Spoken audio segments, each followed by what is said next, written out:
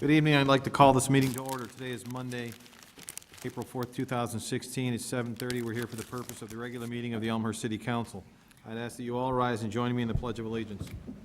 I pledge allegiance to the flag of the United States of America and to the republic for which it stands, one nation, under God, indivisible, with liberty and justice for all.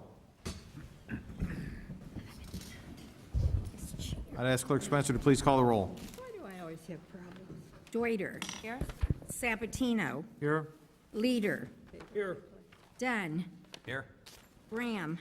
Here. Polemski. Here. York. Here. Paludo. Here. Healy. Here. Levin. Here. Kennedy. Here. Honquist. Here. Wagner. Here. Mulliner. Here. 14 present, 0 absent. 14 present, 0 absent. We have a quorum. We'll now move on to agenda item 2, receipt of written communications from the public. At this time, is there anybody in the audience who has any written communications they wish to submit to council for further distribution? If so, please raise your hand. Seeing none, we'll move on to agenda item 3, which is public forum. This is an opportunity for anybody in the audience to address the council on any item they so choose. We ask out of respect for others that may want to speak and out of respect for the work that we want to get done here this evening, that you keep your comments to 3 minutes. If you go over your 3 minutes, I will give you a gentle reminder and ask you to wrap up your comments. When you are recognized by the clerk, we ask that you go to this microphone over here to my right and state your name for the record, and address is optional. Clerk Spencer, is there anybody who has signed up for public forum this evening? Yes, Mayor, we'll start with Rosaline Caniff. Hi, excuse my nervousness. My name is Rosaline Caniff. I've been a resident of Elmhurst now for 25 years, and I'm here to voice my concern as a resident regarding the vacancies at the fire department that have not been filled. As we all know, Elmhurst has an excellent fire department and has an ISO rating of 2, which is excellent, 1 being almost unattainable. But that affects all our homeowners insurance, property insurance, from the park district to the library to our private residences. This is used for insurance companies, and they use this criteria. And the criteria they use to get that rating is staffing levels, experience, and equipment.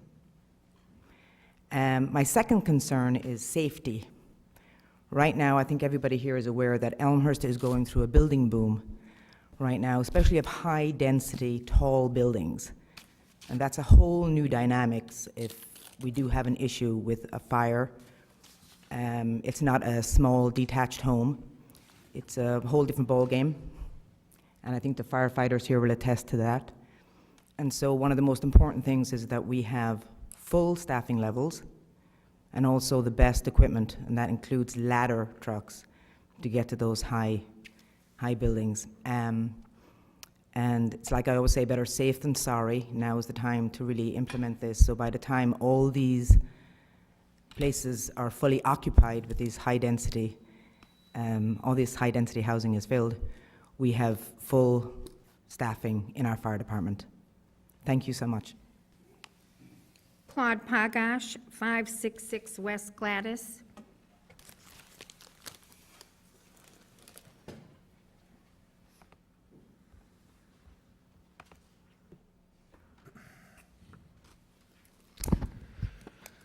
Claude Pagash, 566 West Gladys.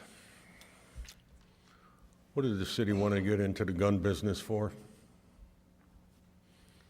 Last meeting you were going to give guns away. This meeting you want to sell them. The amount of paperwork that has to be kept on record in case that gun is misused is awesome. Failure to do it causes a great deal of trouble. There are enough gun stores in town or in a nearby area. If they're can't be given away and it can't be sold by the city, I hope they don't decide to sell them, then destroy them. They're using a crime. It's all going to come back here. I understand the city's going to give some money away. In most cases, I don't object to the money being given away. And Symphony, Art Museum. The unfortunate thing is you give it away, and they don't have to account on how they spend it. It's a little foolish, isn't it? Not that I don't have faith that they'll spend it wisely.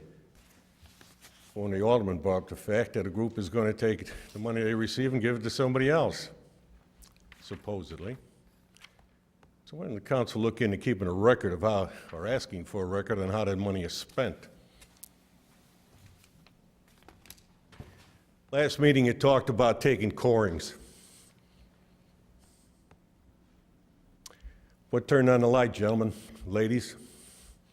You bought a gas station, didn't take a coring one. Didn't even take a 3/8 drill out there and drill a hole in the ground. You bought a cleaners there. Didn't take any corings there either. And they wound up paying for that error. But now all of a sudden we got a park and you want to take corings. People generally don't do that.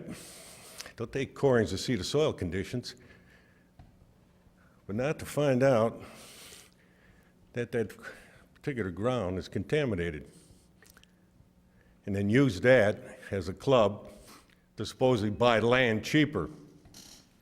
You didn't do it with the gas station, you didn't do it with the cleaners. Now that puts the state and the Park District in a very awkward position, because if that soil is contaminated, they've allowed the public to roam on it. Mr. Pagash, I'd ask you to wrap up your comments. So I think you guys shot yourself in the foot again, just like that 500-year storm. And if it comes to pass that that land is contaminated, why are you taking a stance that we can get it cheaper and forget about the people that might have roamed on it? Michael Hess, 107 North Berteau. First time I've ever spoken at one of these. I'm a graduate from York High School in 1988. I've been in and around the area for quite a while. I used to live on the other side of the tollway in Berkeley, and I started off my career there as a paid-on-call firefighter, EMT basic, and I currently work as a firefighter-paramedic for the city of Aurora. But I'm not here tonight as a firefighter-paramedic. I'm here as a resident. We talk shop, you know, when you meet people from other departments and how they respond to certain types of emergencies and things like that. And we understand the fact that money is always an issue. I get that we're like the biggest black hole in the city, and we're like a necessary evil that no one ever has to use, or wants to use, I should say. But one thing that we always have in common is the challenges that we face when it comes to resources and the tools that we've been given. Now, I'm fully aware of the fact that Elmhurst, they do have a very long, proud tradition of fire and EMS, but the EMS is provided by a private company. And you currently provide 2 paramedics, which I've met both of these individuals and nothing against them, but the reality is contract medics, it's a revolving door for the towns that use them, because eventually when they do get on another department, they leave and they take that experience with them and they go somewhere else, and then you shuffle in a couple more contract paramedics. You currently employ two individuals that didn't make the cut for the department that I work for, because one failed their psychological exam and then the other one failed his polygraph test. But Metro says that these guys are good to go and they're acceptable to work for the city of Elmhurst. Now, I'm sure many of you might be aware of a call that took place not too long ago, and it was an unfortunate call. Some of the facts about that call are not good. One of the medics that arrived on scene only had 3 years on the job, and he is now no longer with the department because he did finally get hired on by a career department, and the other medic had less than a month on the job with no 911 experience. And there was an operational change that was met prior to this call, where they took a response vehicle off of difficulty breathing calls, And unfortunately, that child did not make it, and that operational change was reinstituted the very next day. One of the firefighters that should have been on the call has over 15 years of experience and is a paramedic licensed by the state of Illinois. The other one was an EMT basic. I've also been made aware that the men and women of the Elmhurst Fire Department have put together a proposal that is currently not being allowed to be presented to the aldermen, that basically states that they would like to be able to respond with both engines as ALS engines, which is actually a really good thing to have, because when you take both paramedic ambulances that you have for the city and they're already tied up on calls, which can happen in any given moment, and now all of a sudden you need a third or a fourth response and you're waiting for a nearby town to send another ALS ambulance, you can still get 3 guys on that patient and initiate ALS care with a drug box, intubation, and a monitor. Sir, you're at your 3 minutes. I'd ask you to wrap up if you would. Okay, I could do that out of respect for the chamber and everything. The sad reality is we're never going to know if that call could have turned out differently by giving that young girl the adequate response that she needed. But there is one fact that remains, is that she didn't get the services that she should have been afforded and provided by this city. And that's something that seriously needs to be considered. Thank you. Eric Tomaskovic, 957 Hillside. Thank you very much. Resident of Elmhurst since 1987, 7th Ward. I'm here to speak also about the 2 subjects that have been brought up about the Elmhurst Fire Department. It's been brought to my attention that I've heard that we are short-staffed by 3 firefighters for almost a year now, and that previously firefighters were replaced, new hires were made, and I just want to ask, why not now? Are we cutting back on staffing? Is this the new norm in Elmhurst? If we still have the same amount of firefighters on the street every day, how is this being handled? Is overtime being used, which will inflate the budget? It would be cheaper and make more sense in the long run to hire the correct amount of firefighters that we need in the budgeted positions that exist. And I also want to bring up the question about advanced life support engines too. Pretty much every other town around here in DuPage County has advanced life support capabilities beyond just the medic units, the ambulances that show up, and that the city council has not allowed the Elmhurst firefighters to make the presentation to give information about running ALS fire companies here in Elmhurst.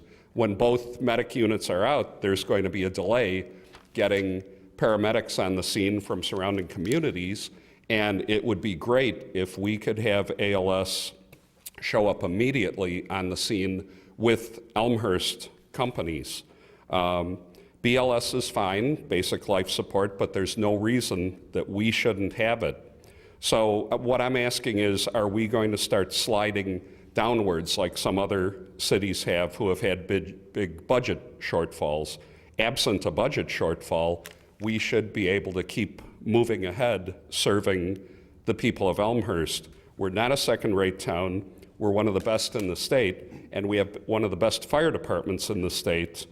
Elmhurst is growing, and are our public safety resources going to start shrinking? We should have a fully staffed fire department, and we should have advanced life support capabilities beyond our 2 contract paramedic units every day. Thank you very much. Mr. Mayor, that concludes public forum as for the people that signed in. Okay, that concludes public forum for those who had an opportunity to sign our sign-in sheet before the meeting. However, as we always do, we open it up for anybody who did not have an opportunity to sign in on our sign-in sheet. If you wish to address council, I need to get a count first. So if you wish to address council and did not have an opportunity to sign in, I'd ask that you raise your hand. Anyone who wishes to address council didn't have an opportunity to sign in. Seeing none, that concludes public forum for this evening. We'll go on with announcements. Any announcements from the dais? Alderman Dunn. Just want to, excuse me, just want to announce a electronics and recycling event, drop-off event this Saturday, April 9th, from 8 a.m. to 1 p.m. This is at the First Baptist of Elmhurst Church. It's at the corner of York and St. Charles. Again, that is this Saturday, 8 a.m. to 1 p.m. Very good. Alderman York? Thank you, Your Honor. On Saturday, April 16th, the Elmhurst Symphony Orchestra is having a Celebrate Stephen event. It's a 20-year anniversary of music director and conductor Stephen Altop's 20th season with the symphony. Do you know who's the master of ceremonies for that, Your Honor? I think the mayor of Elmhurst is. Okay. That's April 16th at the Harry Carey's at the Westin and Lombard. It begins at 6 o'clock, cocktails, concert, and dinner. And you can find out more by visiting elmhurstsymphony.org. Okay. Any other announcements from the dais? Seeing none, we'll move on to the consent agenda. At this time, is there any items on the consent agenda any alderman wishes to see removed so that they vote no or may provide additional comments? Any removal from consent agenda? Anyone? Seeing none, I will now entertain a motion to approve the consent agenda in its entirety. Motion by Alderman York, second by Alderman Levin. Clerk Spencer? York. Aye. Levin. Aye. Kennedy. Aye. Honquist. Aye. Wagner. Aye. Mulliner. Aye. Deuter. Aye. Sabatino. Aye. Leader. Aye. Dunn. Aye. Graham. Aye. Polumsky. Aye. 14 ayes, 0 nays. 14 ayes, 0 Oh, nays. wait a minute. Whoop. 13 ayes and one no vote. We're not ready yet. Okay. I have these new forms, and it happened the last time, and it happened again this time. I have to talk to you, Mr. Mayor, about this. Okay, Toledo Aye. and Healy. Aye. 14 ayes, 0 nays.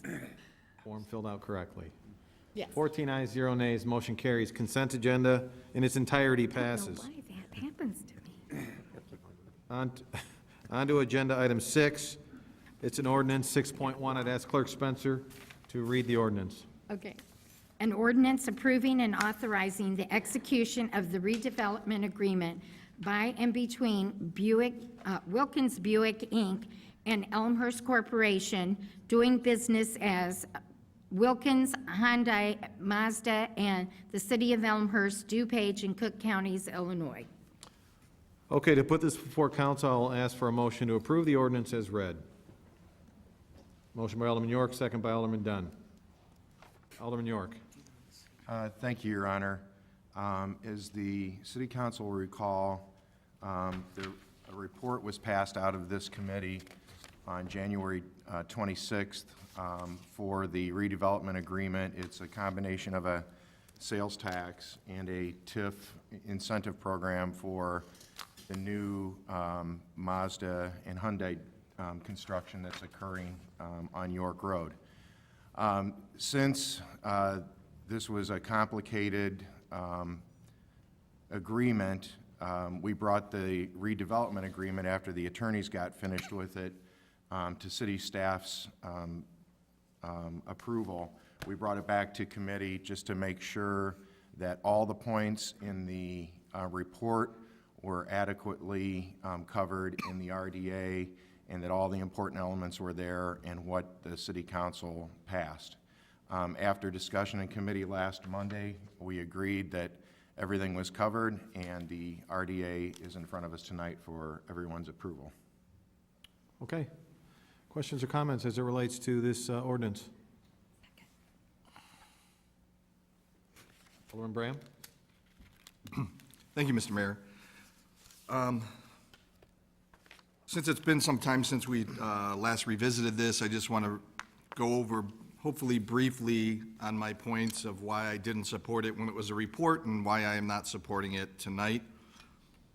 Essentially, I think we as a consensus have gone to the opposite direction, at least in my eyes, where we used to give sales tax incentives, where it was more beneficial for the city up front, being 40% to the developer and 60% to the city, or even 25-75, and now we're swaying it and giving the leverage, if you will, or the benefit right off the bat to the developer and less to the city of Elmhurst residents. With that said, I want to talk on the points that I made last time, which coincides with the sales tax incentive policy, as well as the TIF incentive policy for that matter. But I'll highlight what is stated in the sales tax policy that I believe at least contradicts with what we're proposing to move forward with tonight. Bullet item 2 for the sales tax incentive policy states that 2 of the following criteria must, not maybe, but must be met in order for the incentive request to be considered. There's only 3 items, so 2 out of these 3 need to be met. Number 1 is desirable business that would address an underserved business segment. Well, I don't know if it's underserved. It's definitely a desirable business, but I won't say yay or nay to that one. But number 2, I think, is huge here. Presence of extraordinary redevelopment costs such as, but not limited to, and it lists various things, land acquisition, capital purchases, etc. I don't feel that this is met, even though that the report has stated that there's extraordinary costs. I believe it was Alderman Wagner's comments last time this was discussed, if the city actually requested and received proof, and there was no answer to that question. Item number 3 here, quality of development and overall aesthetics that are in excess of the mandated legal requirements and design standards. Well, it definitely doesn't meet that one. So even if it met the first 2, which I debate number 2 is met, I would doubt it would meet number 3.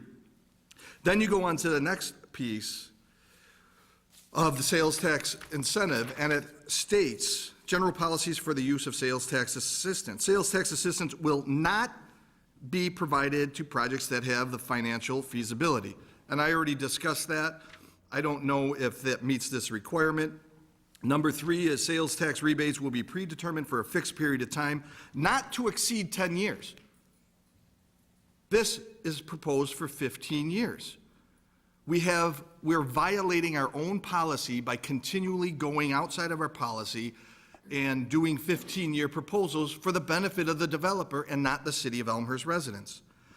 On that same bullet item, it says the agreement provisions will be based upon a percentage of sales produced, and examples are 50-50. If you look at the history, other than lately, the last maybe handful of years, we've always been 50-50 or the benefit to the city of Elmhurst residents. This proposal does not do that. This proposal is the benefit of the developer. Up front, for the first 5 years, it's 75% to Wilkins, only 25% to the city of Elmhurst.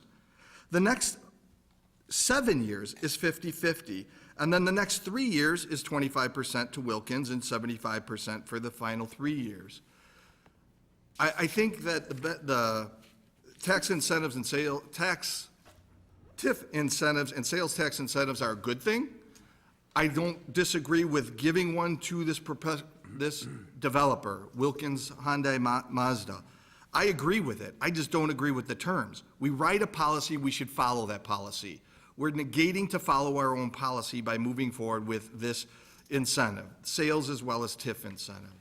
So I can't support this once again. There has been no changes in regards to it from the last time we discussed it. We're violating our own policy, and we're not doing what's right, our own due diligence for the Elmhurst residents and taxpayers. Any additional comments? Seeing none, I'll ask Clerk Spencer to please call the roll. York. Aye. Dunn. Aye. Graham. No. Polemski. Aye. Toledo. Aye. Healy. Aye. Levin. Aye. Kennedy. Aye. Onquist. Aye. Wagner. Aye. Mulliner. Aye. Deuter. Aye.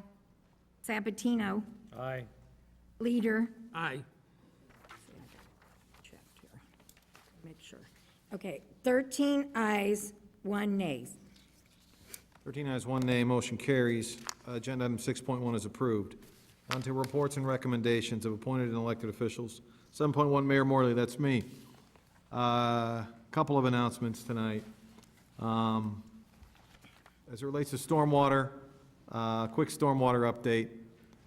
We had our Stormwater Communications Committee meeting last month on March 24th. I guess the best way I can categorize the meeting is disappointing. We were struggling with these stormwater agreements between parks and schools for the last 2 years. I made a determination to take these meetings public so that the residents who are directly affected by these decisions could not only have an opportunity to address the committee, but also hear what their elected officials had to say. I'm disappointed to report that on the 24th, a meeting that we had set a month in advance was not attended by anybody, any elected official from the school board, and was not attended by any elected official from the park board. The park board was represented by Jim Rogers. However, there was a lot of discussion that was brought up that, quite frankly, should have and could have been addressed by the elected officials. But for whatever reason, those groups chose not to show up. I would urge anybody who's interested to go online, as we did videotape the meeting, and review the substance of the meeting. But we were limited in what we could get done without other elected officials there. That having been said, as it relates to the school board, we are working on a draft IGA for the Bryan gravel lot. I think most folks who have been paying attention know what that project includes.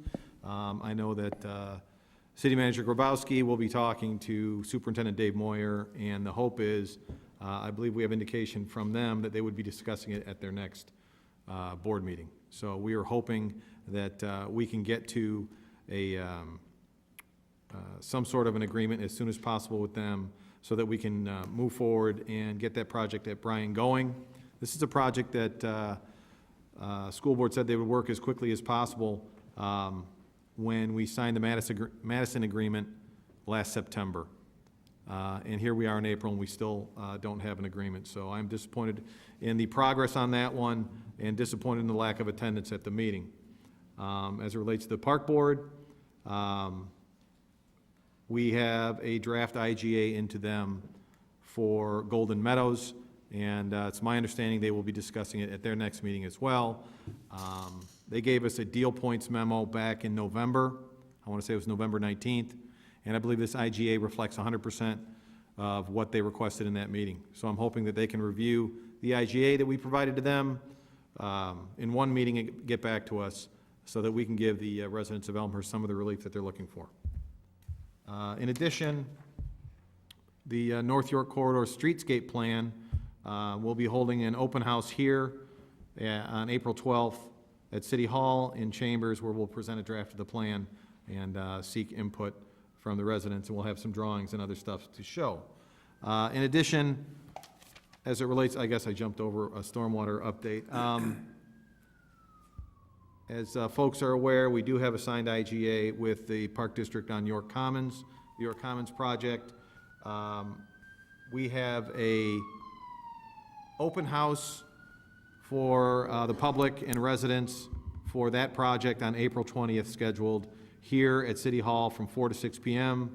At that time, we'll be discussing the scope of the project, the timing of the project, be able to answer any questions, and also take input from the residents at that time. And that concludes my report for this evening. City Manager Grabowski. Thank you. I do have a number of items, but what I want to touch on first is the item that was on the agenda, which is an update from the Public Works Committee, which was held earlier this evening. As the mayor said, we are trying to expedite these agreements as quickly as possible, and to get to that end, I asked the Public Works Committee to convene to talk about the draft of the Bryan Middle School parcel IGA.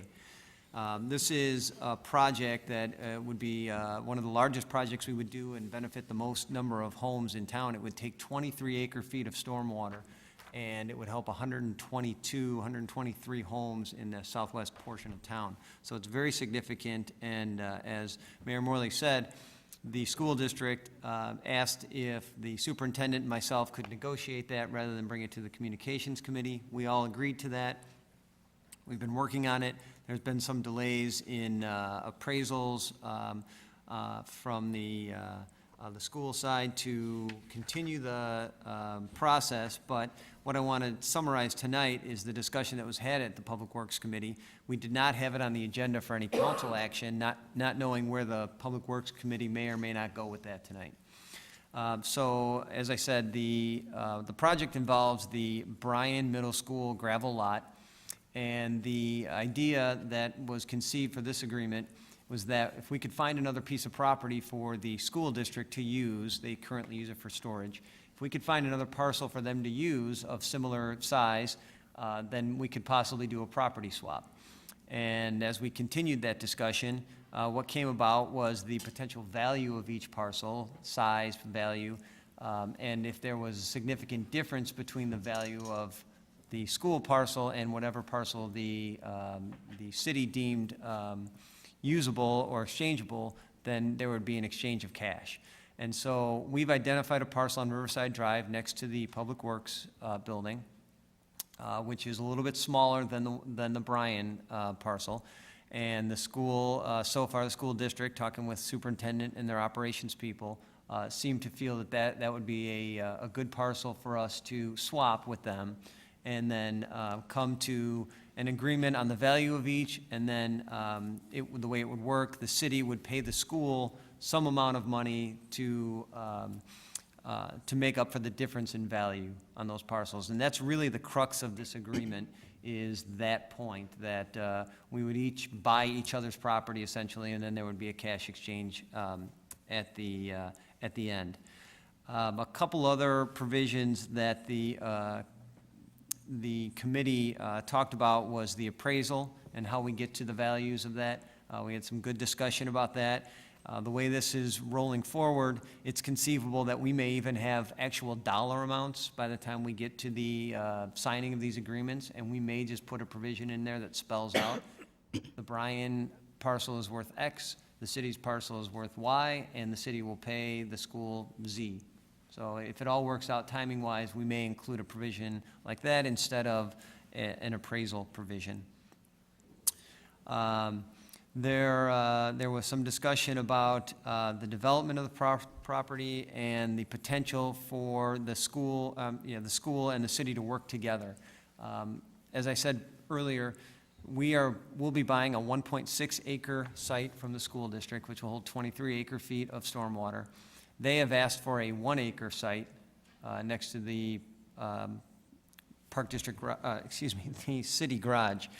And what the committee wants us to work towards is some sort of shared services agreement, not necessarily in this IGA, but shortly thereafter, so as we don't delay this one, but to work towards shared services agreements, shared materials, all those type of things, so that we can possibly even shrink the size of that parcel, so that we don't lose opportunity at the garage for city operations, because that is a concern of city staff, that we're losing land for city operations. So we're going to work towards that.